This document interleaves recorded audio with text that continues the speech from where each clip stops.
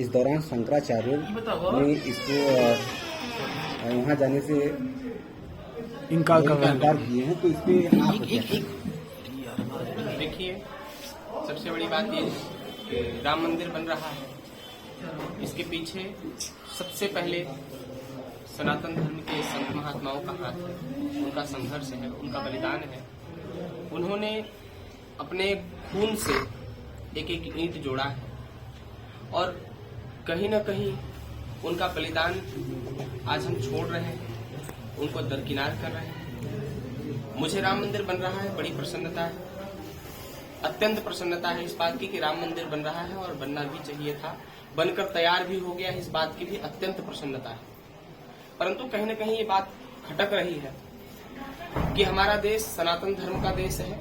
ऋषि परंपरा का देश है और इस ऋषि परंपरा के देश में एक देवता के मंदिर की स्थापना हो रही है और इसमें धर्माचार्यों को, ऋषि महात्माओं को, ऋषियों को, जो ऋषियों में सर्वप्रथम जिनकी गिनती कही जाती है शंकराचार्य, उन शंकराचार्यों को दरकिनार करके कहीं न कहीं भाजपा सरकार अपनी सत्ता की रोटी सेकने का प्रयास कर रही है और ये सत्ता की रोटी सेक करके भले ही आज ये दर्शा दे कि मंदिर भाजपा ने बनाया है, लेकिन भाजपा का मंदिर मुद्दा नहीं था। भाजपा ने इसके पीछे मेहनत किया है, ये भी धन्यवाद के पात्र है, साधुवाद के पात्र है। इसके पीछे भाजपा के कार्यकर्ता लगे भी रहे हैं, ये भी साधुवाद का पात्र है। लेकिन शिलान्यास मोदी जी के हाथों हो रहा है, इसके अत्यंत इसका दुख है, क्योंकि ये स्थान शंकराचार्य का है और जहां सनातन धर्म के सर्वोच्च व्यक्ति नहीं रहेंगे, उस मंदिर की स्थापना की, उस मंदिर की पूजा के प्रकल्प कहीं न कहीं अधूरे रह जाएंगे और इस जीवन पर्यंत तक शंकराचार्यों के हृदय में भी कचोटता रहेगा, देश को भी ये बात खटकती रहेगी, ऋषि परंपरा के लोगों को भी ये बात कहीं न कहीं खटकती रहेगी। इसलिए भारत सरकार से अनुरोध है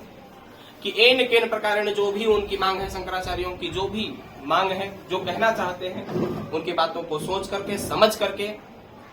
भले ही उनके हाथों से प्राण प्रतिष्ठा न हो, लेकिन उस कार्यक्रम में यदि सम्मिलित नहीं होते हैं तो जान लीजिए कि राम मंदिर की प्राण प्रतिष्ठा अधूरी है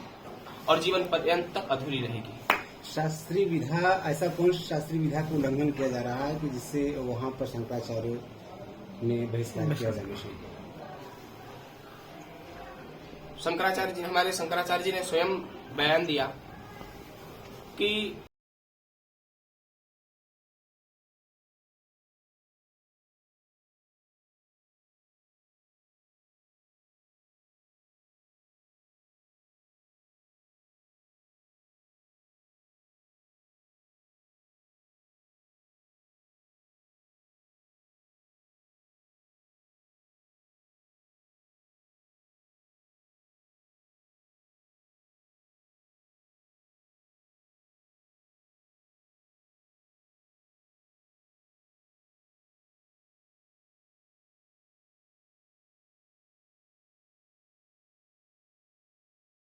सनातन धर्म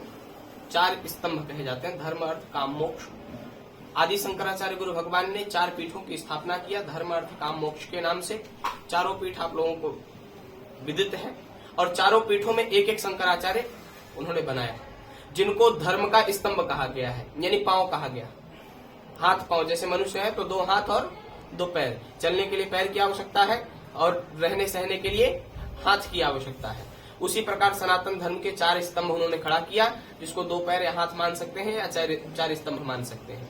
वो 4 स्तंभ ही धर्म के नहीं आ रहे हैं तो धर्म की पूर्ति कहाँ हो रही है और सनातन धर्म का आना कहाँ हो रहा है? महाराज जी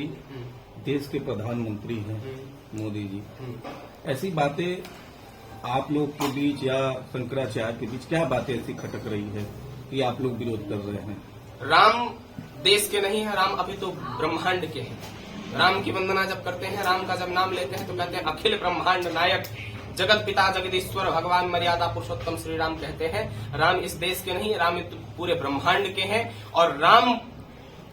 के लिए जिसने अपना जीवन सर्वस्व जीवन में त्याग कर दिया हो, राम के लिए ही जिसका जीवन समर्पित हो, राम में ही जिसका जीवन हो, राम के लिए ही जिसका समर्पण पूर्ण रूप से हो, उसी को ये अधिकार मिलना चाहिए, बाकी किसी और को नहीं। चाहे देश का प्रधानमंत्री हो, चाहे देश का राष्ट्रपति हो, चाहे देश के लिए वो कुछ भी योगदान दिया हो, लेकिन